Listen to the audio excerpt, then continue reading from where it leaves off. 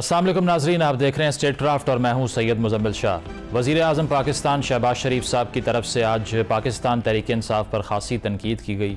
उन्होंने कहा कि चीनी वज़ीर आज़म पाकिस्तान का दौरा करने वाले हैं। इसके अलावा उन्होंने ये भी कहा कि सऊदी अरब से भी हमारी बातचीत जारी है, उनका वफ़द आने वाला है। और उससे पहले अगर तहरीक इंसाफ ये सोचती है कि 2014 की तर्ज पर धरनों की सियासत इस मुल्क में की जाएगी, उन्होंने ये भी कहा कि अगर PTI ये प्लान करती है कि इंतशार फैलाया जाएगा तो इसकी परमिशन हम नहीं देंगे। ये भी उन्होंने कहा कि मईशत जिस तरह से हम संभालने की कोशिश कर रहे हैं, अगर ऐसा हो गया तो PTI की पॉलिटिक्स ख़त्म हो जाएगी। जेस्चर यही था कि तहरीक इंसाफ की तरफ से जो एडवेंचरिज़म है उसका हुकूमत भी काउंटर करने का प्लान करती है, लेकिन इसके साथ साथ आइनी तरमीम का जो मामला है उस पर आज ख़ासी ख़बरें गर्दिश करती रहीं। मौलाना फजल रहमान साहब के हवाले से ये रिपोर्ट होता रहा कि उनकी तरफ से कोई मुश्तरका मुसव्वदा तैयार किया जा रहा है और ग़ालिबन मशरूत रज़ामंदी का इजहार किया जा रहा है आइनी तरमीम के हवाले से। ये भी मीडिया रिपोर्ट करता रहा कि शायद कोई आइनी बेंच है जिस पर JUIF इत्तफ़ाक़ करना चाह रही है हुकूमत से। अगर ऐसा होता है तो कहा यह जा रहा है कि ऐसी इजलास के बाद शायद दोबारा से इन आइनी तरमीम के मुसव्वदे को टेबल किया जाएगा और ये सेल थ्रू भी कर सकता है। ऐसे में तहरीक इंसाफ की पॉलिटिक्स कितनी अफेक्ट होगी। और दूसरी चीज़ ये कि जस्टिस काजी फ़ायद ईसा के हवाले से जो तरदीद आ रही है हुकूमत की तरफ से कि ना वो प्लान करते हैं एक्सटेंशन लेने के बारे में, ना उनको कोई दिलचस्पी है, क्या इससे PTI का जो बयानिया करंट चीफ जस्टिस के ख़िलाफ़ बन चुका है, इस पर भी कोई असर आएगा? गुफ्तगू का आगाज़ करते हैं। फवाद चौधरी साहब हमारे साथ मौजूद हैं। फवाद साहब, सबसे पहले तो ये बताइए कि गुज़श्ता हफ्ते जो कुछ हुआ, तहरीक इंसाफ के बहुत से लोगों ने कहा कि गंडापुर साहब जिस तरह कारकुनान को सड़क पे छोड़ के चले गए, एक डिसेप्शन थी, लोगों ने आंसू गैस के शेल फेस किए, लाठियाँ खाईं। आप भी इत्तफाक करते हैं इस बात से? नहीं, ये बात तो सही है। देखिए ना, असल में इशू ये है कि जो इस वक्त तहरीक इंसाफ की एक हैयत है, एक नौयत है, उसमें काडर इंपॉर्टेंट नहीं है।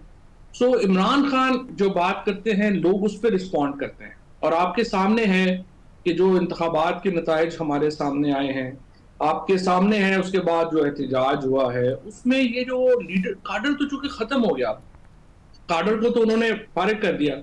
अब तो जो मामला है वो सिर्फ ये रह गया है कि अवाम जो है वो खुद निकलते हैं। पिंडी का एहतजाज हुआ, लोग खुद निकले, यहाँ पे एहतजाज हुआ, लोग खुद निकले।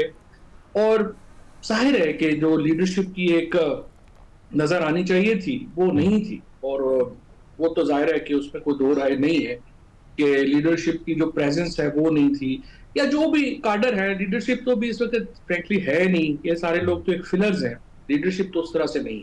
नहीं, जो जिनको आप फिलर्स कह रहे हैं वो भी नज़र नहीं ना आए, क्योंकि MNAs जो इस्लामाबाद में थे, बेशक आप कह रहे हैं मूवमेंट ऑर्गेनिक होती है, लीड भी तो किसी ने करना होता है ना। अगर पार्लियामेंटेरियंस ही बाहर नहीं आए तो फिर तो बिल्कुल एक अनगाइडेड सा मैच बन जाता है। फिर वो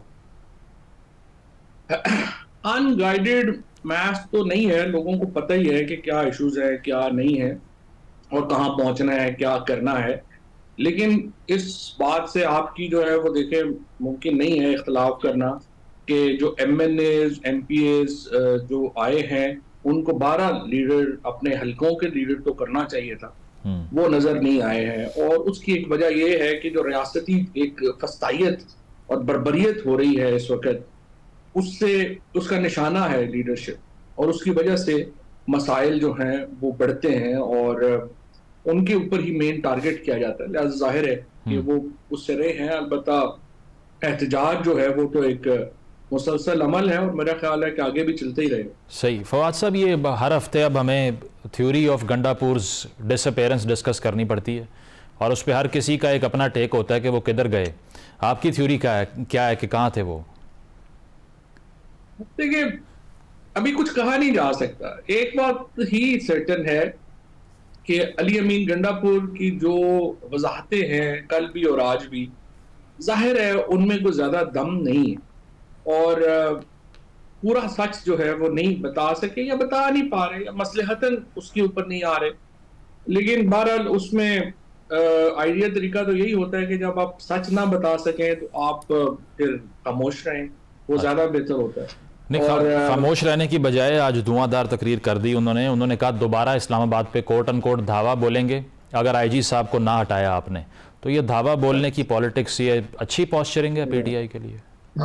I think chief justice Pakistan और आईनी तरमीम से अगर बात आईजी इस्लामाबाद में आ गई है तो फिर मेरा ख्याल है दावा रहने ही दें। अच्छा, ये मैंने कहा शायद आप कहने लगे सुलह कर लें फिर। सही बात। आईजी इस्लामाबाद बेचारा जो है वो तो क्या उसने करना है, वो अगर यहाँ पे पीटीआई की हुकूमत होगी तो वो इतना ही वो, क्योंकि लोगों के कैरेक्टर तो है कोई नहीं, वो तो बेसिकली देखते हैं नौकरी करनी है उसने, तो वो आपकी हुकूमत होगी तो वो आपके लिए ऐसा कुछ करेगा।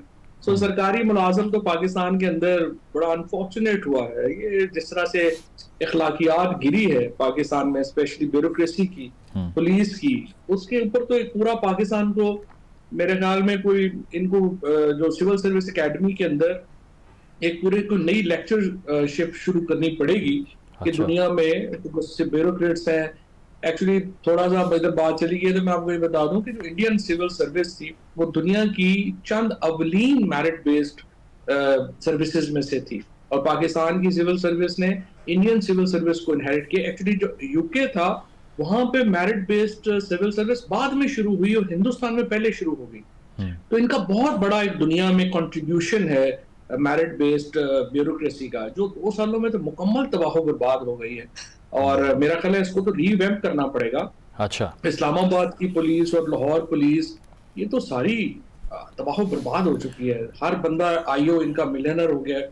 9 मई के जिन्होंने तफ्तीशें की हैं आप जाके देखें उनकी क्या हशर नशर, उनके तो घर बन गए हैं। लेकिन हुकूमत कह रही है पेशावर पुलिस भी हमारे खिलाफ यूज हो रही थी, कह रही थी, लेकिन कोई बात साबित तो नहीं हो सकी। कह तो रहे थे अफगान मुझे सारे हैं लोग जो यहाँ पे आए हुए हैं, वो वीडियो बयानात आ गए हैं वो कह रहे हैं। और उसके बाद जो 1000 लोगों की लिस्ट आई उनमें से तो कोई भी अफगान नहीं था, सारे लोकल थे इस्लामाबाद के। और ये खैर ये उस वक्त भी 70s में भी कह देते थे कि बंगाली नहीं है ये तो इंडियन शामिल हो गए, और ये वो इस तरह की बातें घूमते बदकिस्मती से करती रहती हूँ।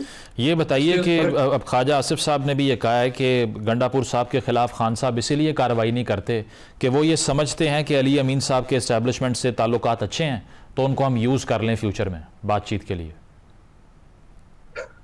ये तो खैर बुरी बात नहीं है, मेरा ख्याल है ख्वाजा साहब घबरा गए हैं शायद इसी बात के ऊपर। तो अगर एस्टेब्लिशमेंट से उनके ताल्लुकात अच्छे हैं तो ठीक है, इसके ऊपर देखते हैं कि आगे जो है वो क्या चीजें चलती हैं, क्या होता है। और अभी ये मिस्ट्री रिजॉल्व होनी है कि गंडापुर साहब जो हैं वो वहां पहुंचे कैसे और वहां से निकले कैसे। अच्छा, और एस्टेब्लिशमेंट में अगर उनके ताल्लुकात अच्छे हैं तो वो किससे अच्छे हैं, मोहसिन नकवी साहब से अच्छे हैं, किसी और से अच्छे हैं, और वो कैसे वहां से जो है वो निकले। और एससीओ का जो समिट होने वाला है उसको लेके शहबाज शरीफ साहब ने आज बात की। उन्होंने कहा कि दुनिया भर से मेहमान यहाँ पे आ रहे हैं और आपने इसी वक्त का इंतखाब किया ये इंतशार कोट एंड कोट फैलाने के लिए। तो ये जो समिट होने जा रहा है इससे ऐन पहले इस नौयत का एहतजाज मुनासिब है? मुजम्मल इससे ऐन पहले आईनी तरमीम लाने का मनसूबा भी तो अब तो वो उसके ऐन बाद आ रही हैं। नहीं तो पहले तो अभी ला रहे थे, एहतजाज ना होता तो अब तक ला चुके होते। और नंबर भी पूरे नहीं हो रहे, और इसी वजह से आज सादिक साहब ने लेटर भी लिख मारा है कि हमें आप सीटें दे दें किसी तरीके से इलेक्शन कमीशन।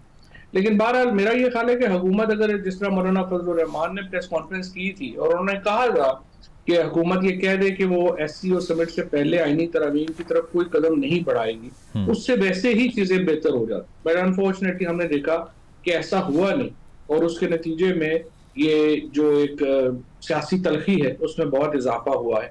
हाँ। और अब भी ये मेरा ख्याल है कि ये जो सियासी तलखी है उसमें कमी नहीं आएगी अगर एस्टैब्लिशमेंट से ख्वाजा आसिफ साहब ने जो बात की है कि अली अमीन गंडापुर साहब के ताल्लुकात हैं, फिर तो एक अच्छी बात है, फिर तो जाहिर है कि बात आगे बढ़ सकती है। लेकिन अगर नहीं है तो जाहिर है इसमें तलखियां। फवाद साहब ये वर्कर को भी बता देना चाहिए ना गंडापुर साहब को, ताकि वो जिन लोगों को लीड करके लाते हैं अब उन मासूमों को तो नहीं पता होता कि ताल्लुकात भी हैं, बातचीत भी हो रही है, और वो तो ईंधन बन जाएंगे इस तरह इस डैमेज का, कोलैटरल डैमेज बन जाएंगे।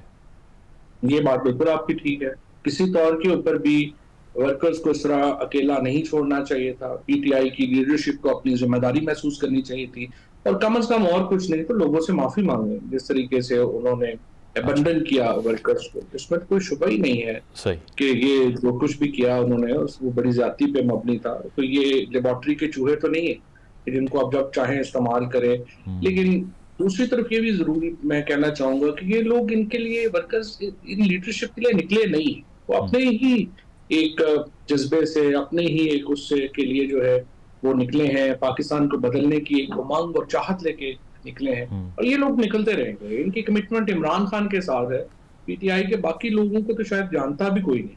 अच्छा, आईनी तरमीम का आपने भी जिक्र कर दिया, उस पर अब ये आज दिन भर रिपोर्ट होता रहा मीडिया पे कि जमीयत उलमा इस्लाम के दरमियान और हुकूमत के दरमियान कोई मामला तय पा रहे हैं, मुसव्वदा मुश्तरका होने जा रहा है, और साथ साथ ये कि आईनी बेंच की जो एक आर्ग्यूमेंट है वो JUI मान गई है।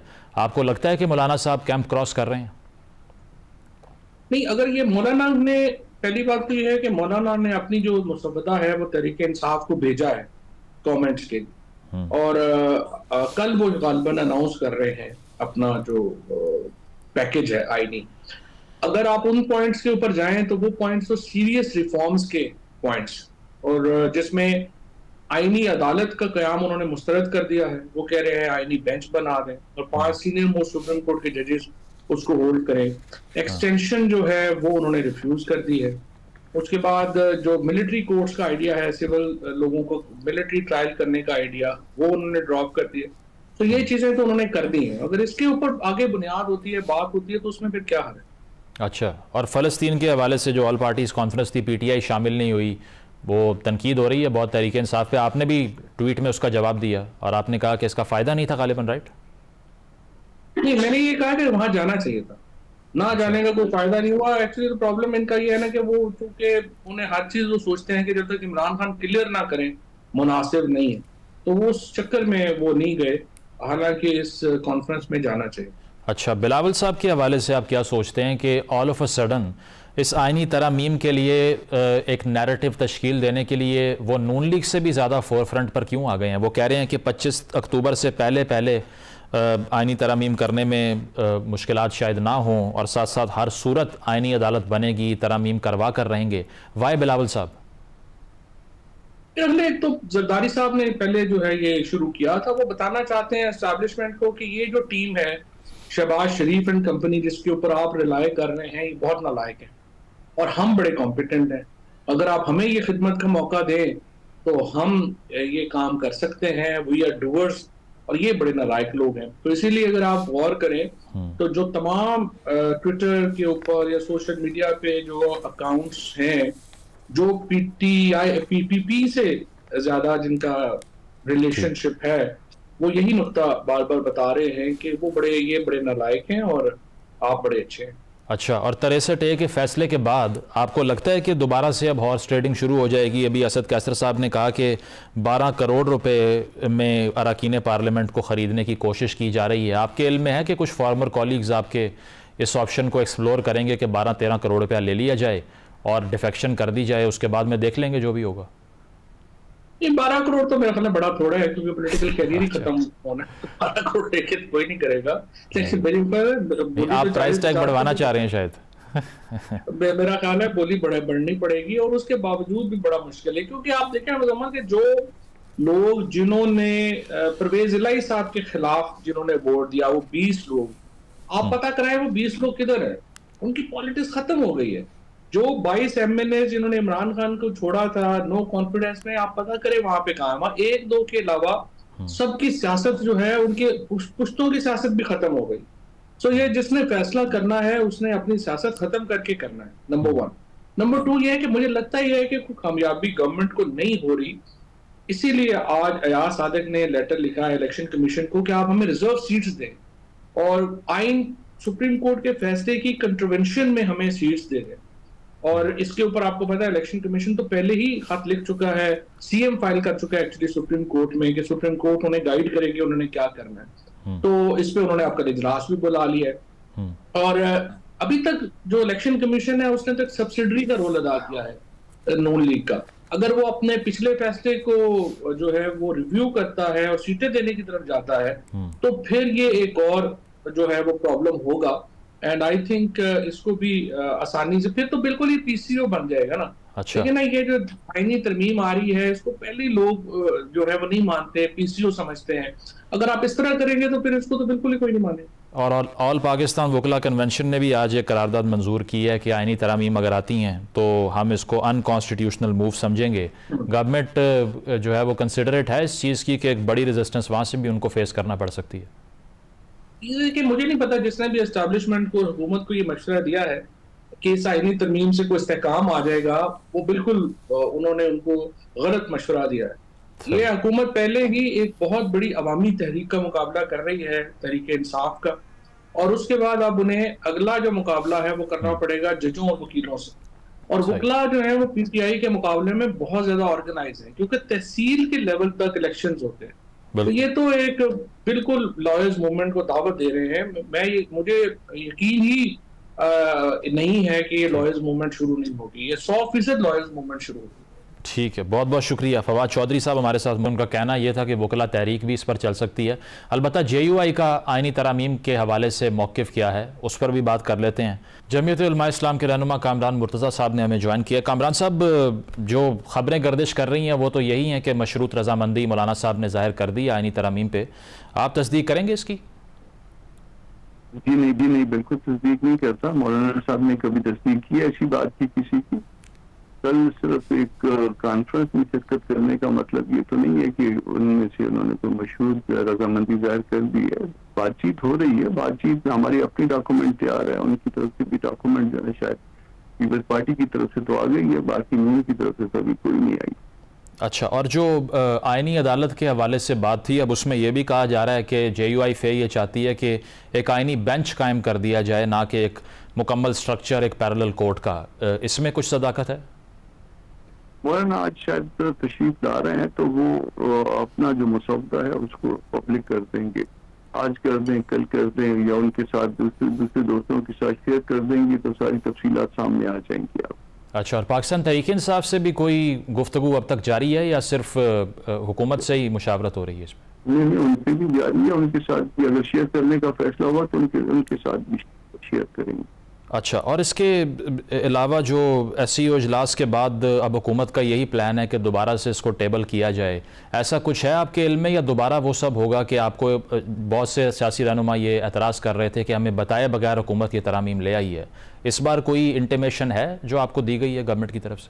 क्योंकि अभी तक ना डॉक्यूमेंट है ना कोई इंटीमेशन है। गवर्नमेंटल साइड से कोई डॉक्यूमेंट नहीं है, पीपल्स पार्टी की साइड से डॉक्यूमेंट है, और किसी तरफ से कोई डॉक्यूमेंट नहीं है। पुरानी जो डॉक्यूमेंट थी, जो पहला इजलास बुलवाने से पहले थी, वो तो उन्होंने खुद कह दिया था कि वो तो हमने खाली लकीरें मारी हुई थी, हमने कोई ऐसा कोई अनऑफिशियल डॉक्यूमेंट थी, कोई ऑफिशियल डॉक्यूमेंट नहीं थी। तो ऑफिशियल डॉक्यूमेंट आए गवर्नमेंट की तरफ से तो उसके ऊपर उसी तरह से जवाब भी देंगे। बहरहाल जो पहले तजावीज आई थी उसके हवाले से काउंटर तजावीज जो है हमने मुरतब की हुई है, वो मौलाना फैसला करेंगे कि उसको पब्लिक करना या नहीं करना। अच्छा, तो उसमें वैसे ज़्यादा फ़र्क है जो आपकी तजावीज़ हैं, जो आपका मुसव्वदा है? जब अलग अलग पार्टी हैं तो फिर उसकी पार्टियों की जो तजावीज़ होती है उनमें फ़र्क भी अलग अलग होता है। अच्छा, अगर किसी तरह से हाइपोथेटिकली ये कहा जाए कि गवर्नमेंट कन्विंस करती है आपको, तो जिस तरह से आज इस्लामाबाद में ऑल पाकिस्तान वकला कन्वेंशन हुआ, उन्होंने ये कहा कि अगर जुडिशल पैकेज मंजूर होता है तो ये आइन की खिलाफ वर्जी होगी। JUI ये एक्नॉलेज करती है कि अगर ये करारदाद जिस तरह से आज वकला मंजूर कर रहे हैं, अगर तरामीम पास होती हैं तो एक वकला तहरीक चल सकती है मुल्क में? देखिए, कल तक इंतजार कर लीजिए या आज शाम तक इंतजार कर लीजिए। मौलाना उस डॉक्यूमेंट्स को ओपन कर देंगे, फिर उसके बाद वकला का रद्द अमल भी उस पर देख लेंगे। मैं खुद वकीलों से हूँ तो मैं वकला का एहतराम मेरे सर आंखों पे। और आप नहीं समझते कि तहरीक चल सकती है? मैं उनका एहतराम बहुत करता हूँ। तहरीक चल भी सकती है और नहीं भी चल सकती है, गैर का इल्म है, मगर देखिए इस वक्त JUI क्या करती है, वो सामने आ जाए तो फिर आगे चलते हैं। ठीक है, बहुत बहुत शुक्रिया कामरान मुर्तज़ा साहब हमारे साथ। प्रोग्राम में एक ब्रेक शामिल करते हैं, ब्रेक के बाद वापस आएंगे। Stay with us.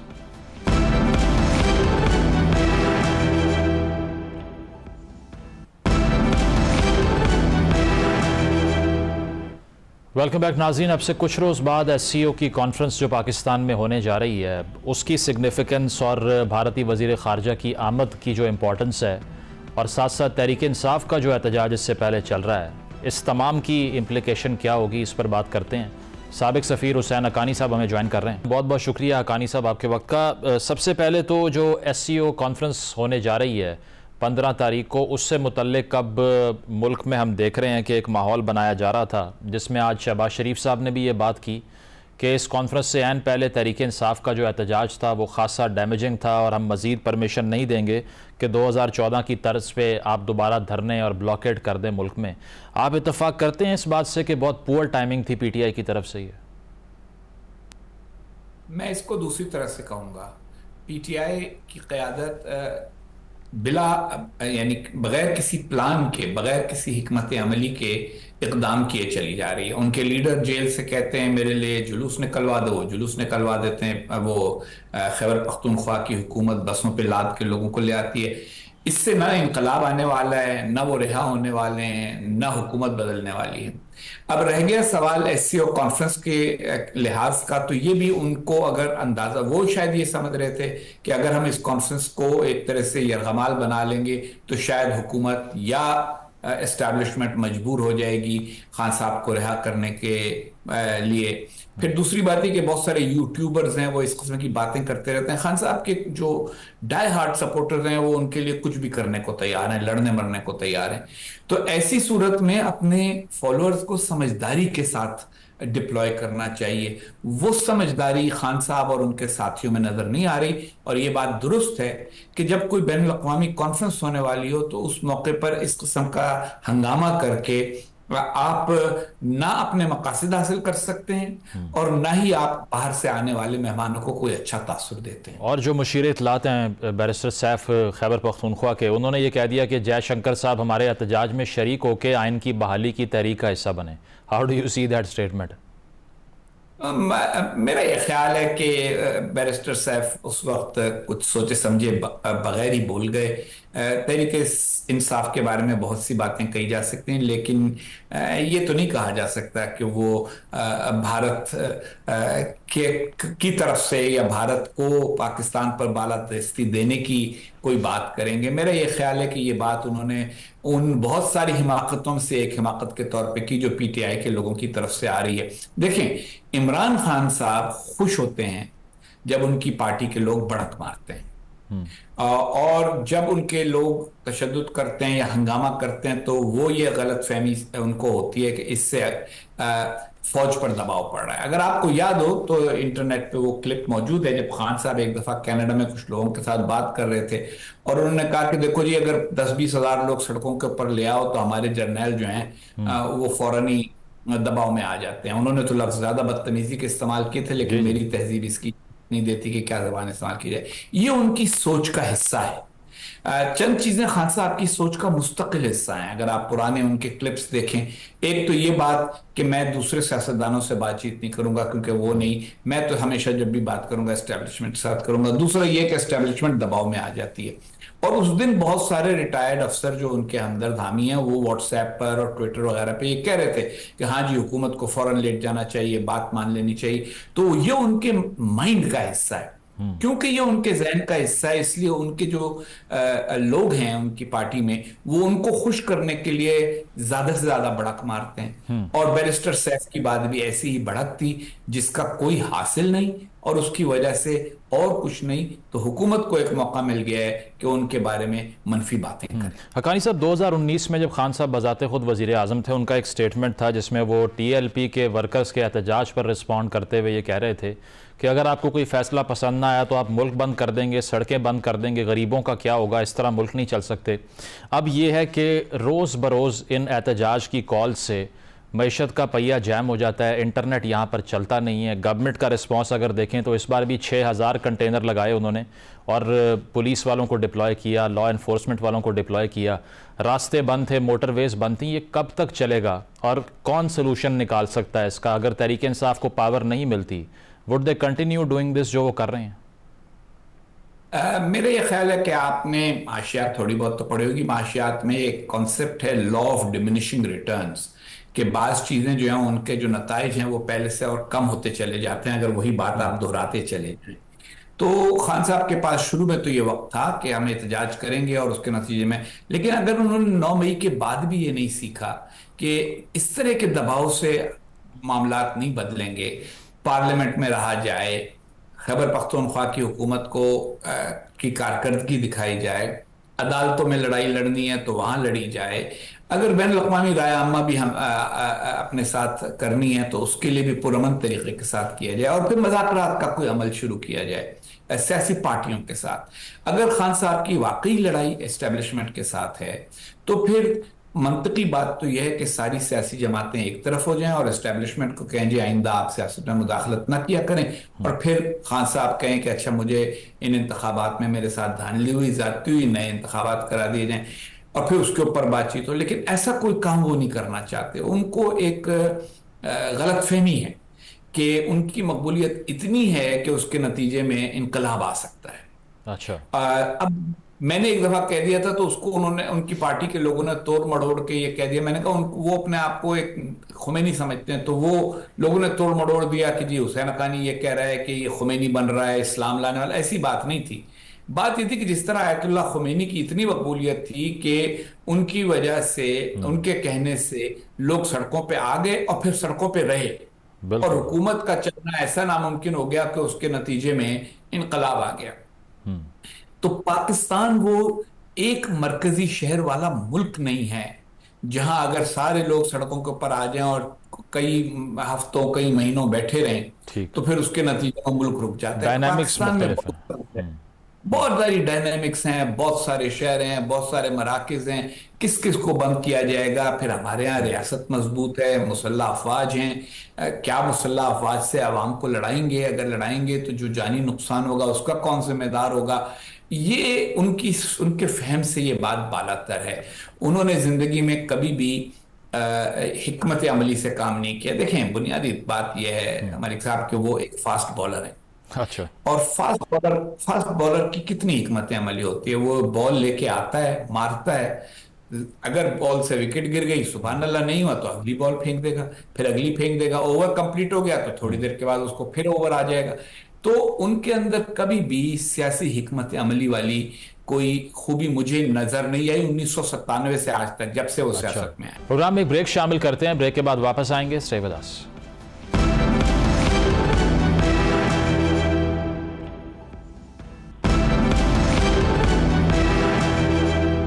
Welcome back नाज़रीन, हुसैन हक्कानी साहब हमारे साथ मौजूद हैं। SCO के हवाले से अब जयशंकर साहब का विज़िट, इसकी सिग्निफिकेंस आप क्या समझते हैं? आपको लगता है कि एक तो चलें इस इजलास के हवाले से जो SOPs होंगे उस तरह से मामलात आगे बढ़ जाएंगे, लेकिन किसी बायलैटरल टॉक का, किसी डायलॉग का भी इम्कान है, या उसको हम रूल आउट ही रखें? मेरा ख्याल है फिलहाल तो उसको रूल आउट ही रखें, क्योंकि अभी तक उन्होंने भी यही कहा है कि हम बायलैटरल बातचीत नहीं होगी।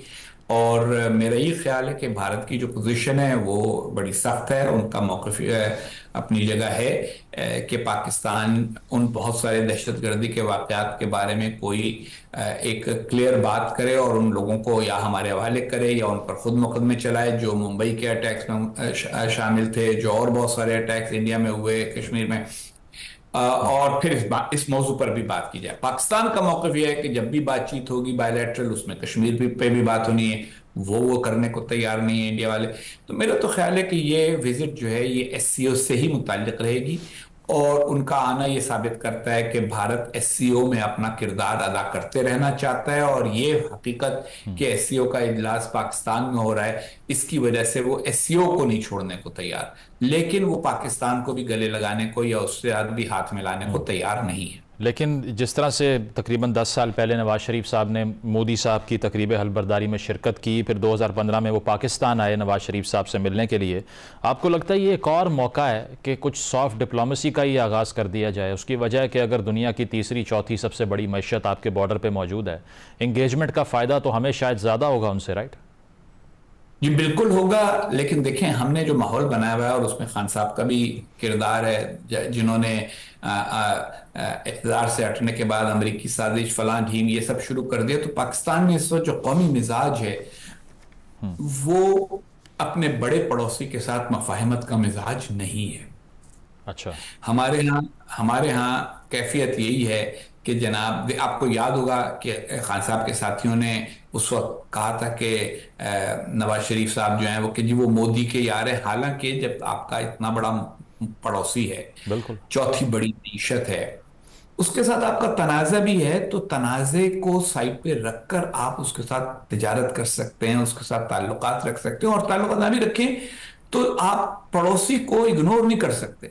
जो मंतिक आपकी तालिबान से ताल्लुकात रखने के लिए है कि जी वो क्योंकि हमारे पड़ोसी हमें उनसे बात करनी ही करनी है, वही मंतिक भारत के साथ बात करने के लिए भी होनी चाहिए। लेकिन क्योंकि हमारे यहाँ जो दायां बाजू है पाकिस्तान में, वो हमेशा से ये मौक़िफ़ इख्तियार करता रहा है कि नहीं जी नहीं, भारत हमारा अज़ली अबदी दुश्मन है, जो कि मेरी राय में वो नहीं है।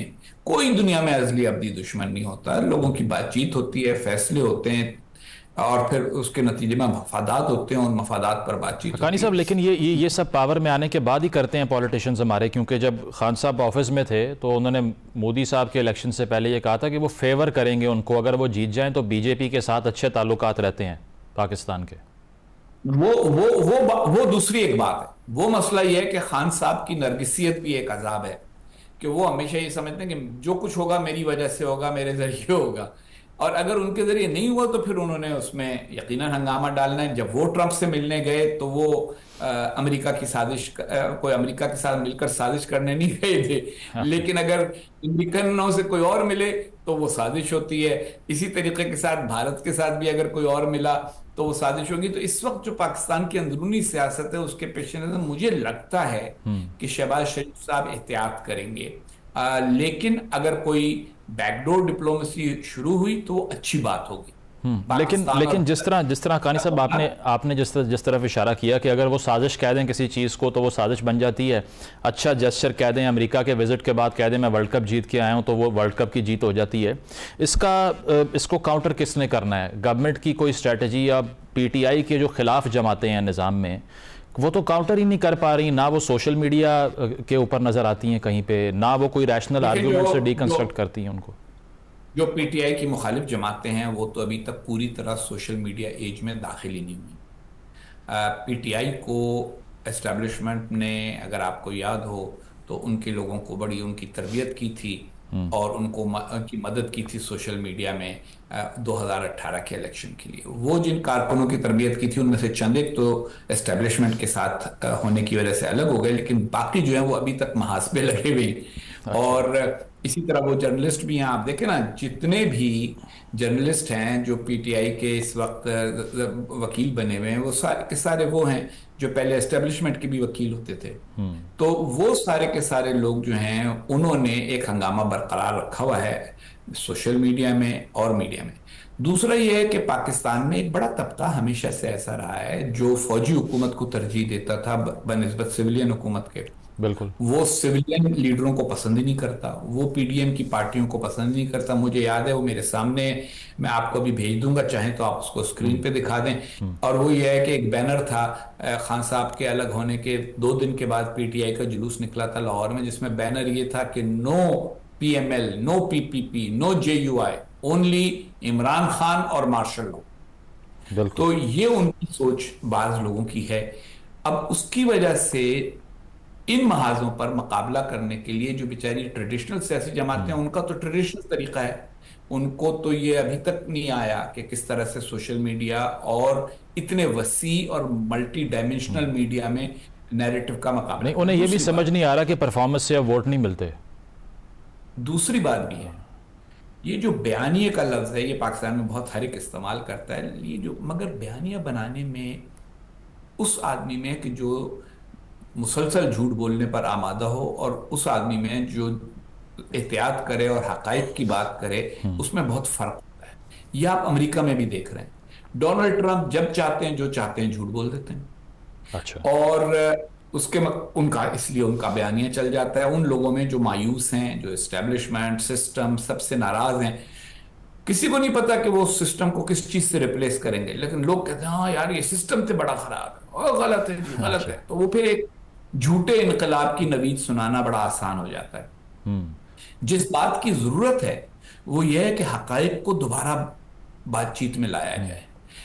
जब भी, मतलब ये कि एक तो जर्नलिस्ट फैक्ट चेकिंग शुरू करें। जब भी कोई पीटीआई वाला आता है, आप लोग भी सब बैठे ऐसे, आप तो नहीं लेकिन बहुत सारे लोग जो है मैं देखता हूँ, वो आदमी झूठ बोल रहा है, वो कोई कुछ नहीं कह रहा, हालांकि सहाफी का ये काम है और कुछ उस झूठ को आगे भी बढ़ा रहे होते हैं। बिल्कुल, सहाफी का काम है कि चेक करे कि भाईजान ये आप जो फरमा रहे हैं ऐसी बात नहीं है, यूं नहीं हुआ था, ये भी हुआ था, हक़ाइक़ ये हैं। लेकिन हक़ानी साहब ये तो फिर एक ग्लोबल डिजीज़ हुई ना कि जमहूरियत को जो सबसे बड़ा चैलेंज दरपेश है इस वक्त वो पॉपुलिज्म का है कि आप अगर आकर कोई मशहूर बात कर दें तो सच हार जाता है और वो जो मकबूलियत है वो जीत जाती है।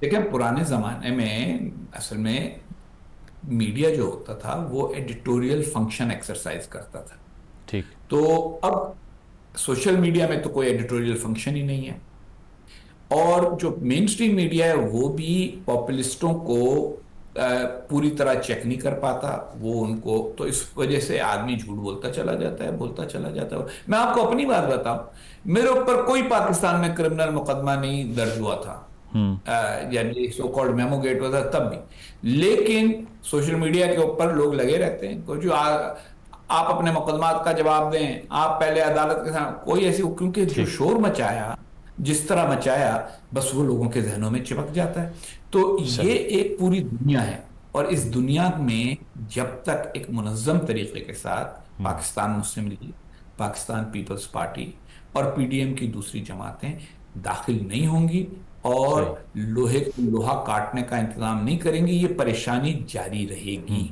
मतलब डिसइंफॉर्मेशन का, ठीक, हाँ, डिसइंफॉर्मेशन का, मिस इन्फॉर्मेशन का सैलाब जारी रहेगा। लेकिन जहां तक एहतजाजों की बात है, वही लॉ ऑफ डिमिनिशिंग रिटर्न्स, जब आप एक ही चीज बार बार करते रहते हैं, ठीक, आपने कहा जी बस 2 महीने में इनकलाब आ जाएगा, फिर 3 महीने में आ जाएगा, फिर 6 महीने में आ जाएगा, फिर साल में रहेगा, तो लोग कुछ थोड़े थोड़े मायूस होना शुरू होंगे, क्योंकि लोगों को अपनी जिंदगियां भी गुजारनी है।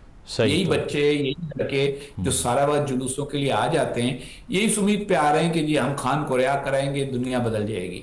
अब वो खान अगर नहीं रहा हुआ, दुनिया नहीं बदली, तो कुछ जो है वो नौकरियां ढूंढनी शुरू कर देंगे, कोई दुबई चला जाएगा, कोई कहीं चला जाएगा, हल्के हल्के ये सारा का सारा। बस असल सवाल ये है कि क्या एस्टेब्लिशमेंट और हुकूमत can they hold the line, क्या वो मामला को काबू में रख सकते हैं और इकोनॉमी को ठीक कर सकते हैं। फिर आइंदा इंतखाब कब होगा कब नहीं होगा वो उस वक्त तक मामला। बिल्कुल, तो जो मुआशी और बड़े चैलेंजेस दरपेश हैं, अगर उनका हल निकल आए तो आप समझते हैं कि ये जो तहरीक है ये डाई आउट कर जाएगी। बहुत बहुत शुक्रिया, हुसैन हक्कानी साथ मौजूद थे। एक ब्रेक शामिल करेंगे, ब्रेक के बाद वापस आते हैं। Stay with us.